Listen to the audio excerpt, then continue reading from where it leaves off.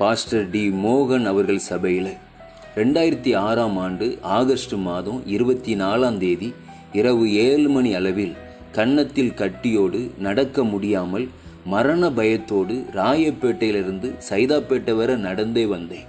Chinnamalai AG சபை முன்னாடி வந்து நின்றபோது தான் இனி நான் தப்பி பிழைத்திருவேன் என்கிற ஒரு புதிய நம்பிக்கை எனக்குள் பிறந்தது. அந்த நம்பிக்கையில் நான் சபைக்குள் போனேன். கீழே ஜெபிக்கிற ரூம்பில் எனக்காக ஜெபித்தார்கள். ஜெபித்து விட்டு என்னை பார்த்து அவர்கள் சொன்ன ஒரு வார்த்தை, தம்பி பின்னாடி சாப்பாடு போடுறாங்க, சாப்பிட்டு விட்டு சீக்கிரம் போயிருப்பா என்று சொன்னார்கள்.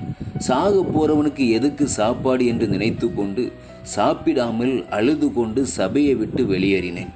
தேவ ஜனமே, சபை உன்னை கண்டு கொள்ளாமல் இருந்தாலும், உன்னை நேசிக்க வேண்டியவர்கள் உன்னை புறக்கணித்தாலும், ஆண்டவர் இயேசு என்றைக்கும் உன்னை புறக்கணியாமல் உன்னை நேசிக்கிறார்.